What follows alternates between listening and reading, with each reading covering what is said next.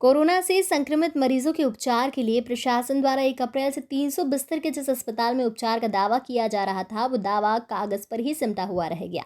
इस अस्पताल में हालात का जायजा लेने कांग्रेस के विधायक संजय शुक्ला पहुंच गए।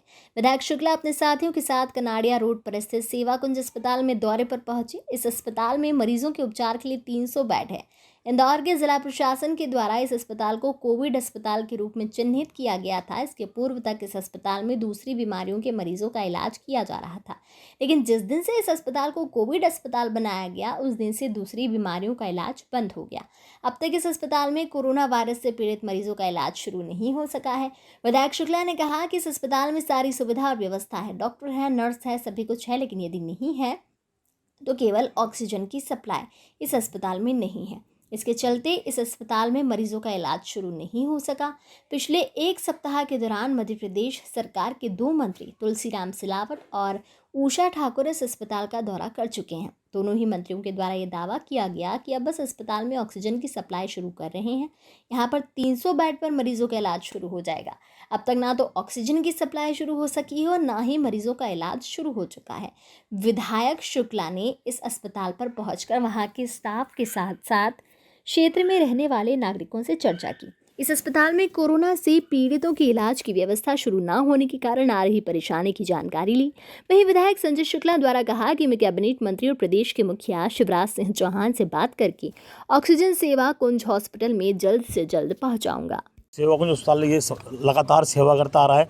ये सबसे पहले, इसके पहले जो नॉर्मल पेशेंट थे उनके लिए था। ये जो नॉर्मल डिलीवरी होती थी हमारे खनाड़िया गांव और इसके आसपास के जितने गांव के लोग यहाँ आ रहे थे, लगातार इनकी सेवा हो रही थी। परंतु आदरणीय कलेक्टर साहब, आदरणीय तुलसी सिलावट, हमारे प्रभारी मंत्री जी, आदरणीय उषा ठाकुर जी यहाँ लगातार दौरा करके गए और उनने जब से पेपर में घोषणा करी तो यहाँ नॉर्मल पेशेंट भी आना बंद हो गए। क्यों आना बंद हो गए? इसलिए कि उनको लगा कि कोविड अस्पताल है। परंतु इस अस्पताल के सभी संस्थाओं को बधाई देना चाहूँगा, एल&टी ग्रुप को बधाई देना चाहूँगा कि जिन्होंने आगे होकर ऑक्सीजन का तत्काल में इन्हें पूरा टैंक बनवाया और व्यवस्था कराई। परंतु अभी तक आदरणीय मुख्यमंत्री से मांग करूँगा, आदरणीय स्वास्थ्य मंत्री हमारे विश्वास सारंग जी से मांग करने जाऊँगा। मैं आज सबसे बात करूँगा क्योंकि यहाँ 15 दिन से अस्पताल तैयार है, नर्सें तैयार हैं, डॉक्टर तैयार हैं, ऑक्सीजन टैंक तैयार है, परंतु ऑक्सीजन नहीं मिल रही हो। 300 बेड का पूरा तैयार है, परंतु ये व्यवस्था नहीं करी जा रही है। परंतु एक इंदौर के अंदर राधा स्वामी संघ है, जहाँ 500 बेड के लिए तैयारी लगातार 10 दिन से चल रही है। वहाँ नॉर्मल, वहाँ पर कोई व्यवस्था नहीं है, ऑक्सीजन की व्यवस्था नहीं है। वहाँ सिर्फ एक सेट बना हुआ, सेट के अंदर सिर्फ बेड लगाने की व्यवस्था कर रहे हैं। परंतु सेवाकुंज अस्पताल के अंदर बेड भी तैयार है, ऑक्सीजन मशीन तैयार है, वेंटिलेटर भी तैयार है, बाई पेप भी तैयार है, सब कुछ तैयार है। उसके अलावा कोई व्यवस्था नहीं कर रही है। आदरणीय मुख्यमंत्री से मांग करता हूँ और मैं आदरणीय शिवराज जी से तत्काल बात करूँगा, इंदौर के प्रभारी हमारे तुलसी सिलावट जी से बात करना चाहूँगा कि आप लगातार यहाँ दौरा कर रहे हैं और सब लोग आदरणीय उषा ठाकुर जी दौरा कर रहे हैं, परंतु यहाँ कोई व्यवस्था नहीं की। यह इंदौर के लिए बड़ा दुर्भाग्य की बात है। मैं चाहता हूँ जल्दी से जल्दी यहाँ सबसे पहले व्यवस्था की जाए क्योंकि यहाँ सब कुछ तैयार है। वो जो राधा स्वामी जी वो तो तैयार होता रहेगा समाज के लिए, वो उन लोगों के लिए जो सिर्फ नॉर्मल है। परंतु यहाँ आज की तारीख में ऑक्सीजन की बहुत सख्त ज़रूरत है। अस्पतालों में, हर अस्पतालों में लाइन लगी हुई है और कोई वहाँ व्यवस्था नहीं हो रही है। हज़ारों आदमी मर रहे हैं। कल मैंने शमशानों को भी दौरा करे, वहाँ भी कोई व्यवस्था नहीं थी। वहाँ पे मैंने लोगों को पैसे की व्यवस्था कराई है, कंडे की व्यवस्था कराई, कंडे 10 से 20 रुपये में मिल रहे हैं। वहाँ कोई देखने वाला नहीं, मैंने वहाँ की व्यवस्था कराई है। मैं आज आदरणीय हमारे प्रभारी मंत्री जी बता कर रहा हूँ, आप लगातार दौरा कर रहे हैं, उसके बावजूद यहाँ व्यवस्था नहीं कर रहे। तो आपसे हाथ जोड़ निवेदन कर रहा हूँ, सबसे पहले तैयार करें। यहाँ हज़ारों लोग जान बच सकती है। आप राधा स्वामी छोड़ के पहले आप यहाँ की व्यवस्था कराएं। मैं खुद अभी आज स्वास्थ्य सारंग जी से बात करूँगा, आदरणीय मुख्यमंत्री से बात करूँगा कि सबसे पहले चालू कराएं कि इंदौर का हमारे प्रभारी महोदय और जो बाकी लोग हैं वो लोग सिर्फ दौरा कर रहे हैं और व्यवस्था नहीं करा रहे हैं। सिर्फ आम जनता को गुमराह किया जा रहा है। इंदौर के अंदर जो चीज़ें तैयार है, मेरा खुद का नर्सिंग कॉलेज वो तैयार है, मैं 8 दिन से लगातार बोल रहा हूँ उसको चालू कीजिए। मेरा खुद का हॉस्टल 200 बेड का, आप उसको चालू कीजिए।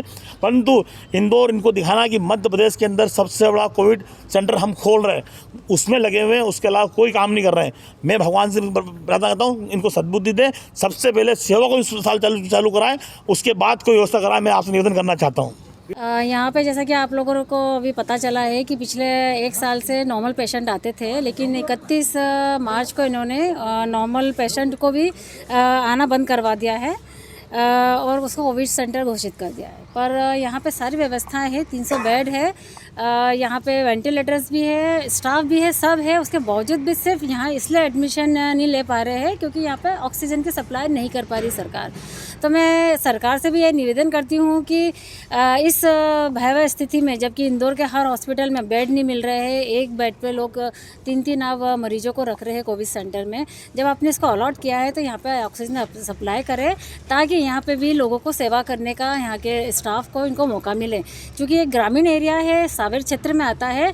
और जैसा मैंने देखा है कि जो लाइन जो नंबर्स दिए गए थे डॉक्टर्स के, उसमें सावेर का कहीं नाम नहीं है, सिर्फ इंदौर का नाम है।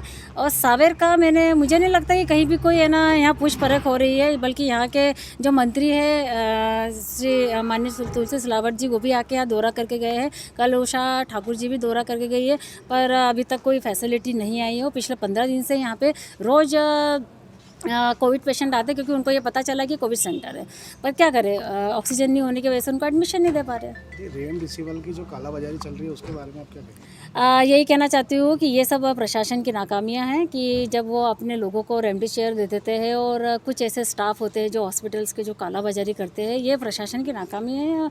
मनीष सिंह जी को देखना चाहिए कि जिस तरीके से आज जनता हमारी त्राही तरह मच रहा है कोरोना में, तो उनको इस बात का ध्यान रखना कि इस तरह की चीज़ें ना होए, ताकि ये आम जनता तक ये इंजेक्शन पहुँच सके, उनकी जान बचा सके।